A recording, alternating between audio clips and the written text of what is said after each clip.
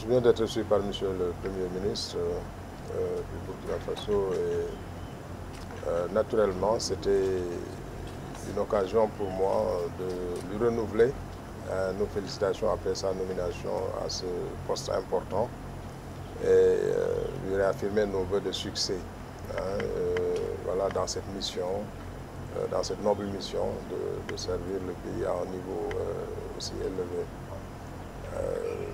C'était une occasion pour nous aussi de partager avec lui la situation de notre union, la marche de notre union, qui, comme vous le savez, a célébré ses 30 ans il n'y a pas longtemps. Donc nous avons profité de cette occasion pour partager avec lui toutes les analyses, toutes les évaluations que nous avons eu à faire concernant ces 30 ans, ces 30 années d'existence de notre union. Donc ces analyses, ces évaluations ont permis de montrer une union résiliente, une union dynamique au plan économique, au plan des performances socio-économiques.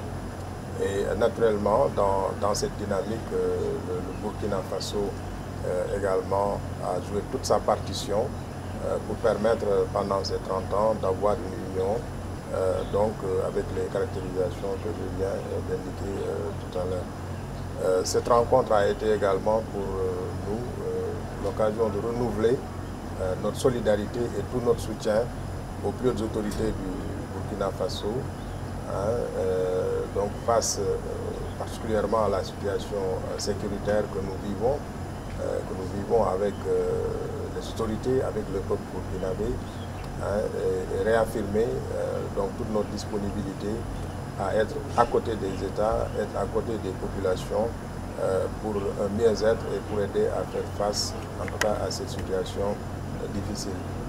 Ça a été l'occasion aussi de saluer les efforts faits par les autorités du Burkina Faso pour lutter contre ce phénomène terroriste, pour ramener la paix, ramener la sécurité. Parce que sans la paix, sans la sécurité, les politiques de développement, les politiques économiques auront naturellement des difficultés à être mises en œuvre de façon efficace.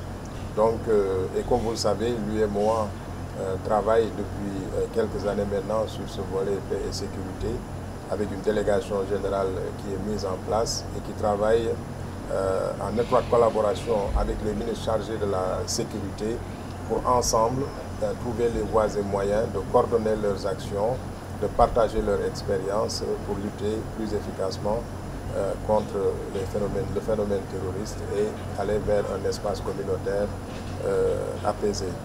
Alors, la rencontre avec le Premier ministre a été pour nous aussi l'occasion de saluer les performances du Burkina Faso dans un secteur, dans un domaine qui est un domaine prioritaire pour l'Union, pour la Commission, celui de la mobilisation des ressources. Donc nous avons constaté que le Burkina a fait des performances remarquables dans ce domaine-là et cela contribue à la consolidation de la situation macroéconomique du pays, mais contribue aussi aux performances de notre Union. Et je rappelle également que dans le domaine de la transposition de nos textes communautaires, le Burkina Faso réalise chaque année des performances remarquables et fait partie des pays, en tout cas, qui réalisent les meilleures performances dans ce domaine-là. Et nous l'avons salué et renouvelé en tout cas nos remerciements à M. le Premier ministre en lui demandant de les transmettre naturellement à M. le Président du Faso pour cet engagement dans la politique communautaire, dans le développement de notre Union. Nous avons partagé aussi avec M. le Premier ministre les contours de deux documents qui sont importants. Les deux documents que sont la vision 2040, qui un peu retrace, si on peut dire, l'avenir que nous voulons pour notre Union, un avenir, un espace communautaire à l'horizon 2040 qui soit un espace prospère, paisible, avec une prospérité donc partagée au niveau des 8 États de notre Union. Pour le plan stratégique 2030, que nous avons baptisé Impact 2030, nous l'avons partagé avec lui, qui est un document qui permettra de dérouler, disons, des politiques économiques, des politiques sectorielles plus efficaces que tout ce que nous avons eu à faire par le passé, en identifiant des filières stratégiques, des filières qui permettront de dérouler, de développer des chaînes de valeur pour plus de valeur ajoutée, pour plus d'emplois pour notre jeunesse, voilà, pour plus de revenus pour nos populations.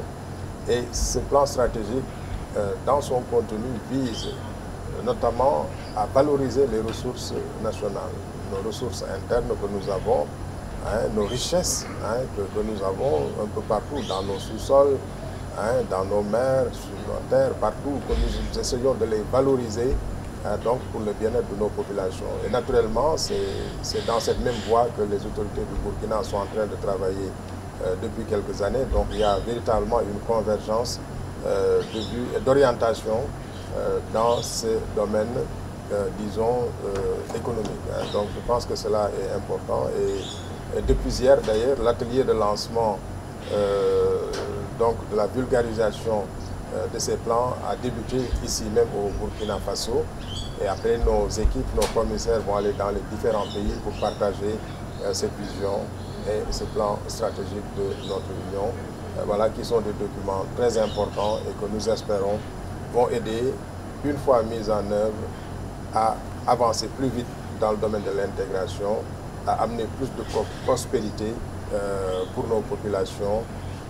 Voilà, et c'est l'objectif en fait de l'Union, retrouver l'objectif de l'Union qui est la prospérité, le bonheur de nos populations dans la paix, la sécurité et pour un développement durable. Quand on rencontre les plus hautes autorités, le Premier ministre comme aujourd'hui, c'est l'occasion aussi de recueillir sa vision, ses orientations par rapport à ce que nous lui avons exposé. Et je pense que nous sommes en phase dans ce domaine, comme je l'ai dit tout à l'heure.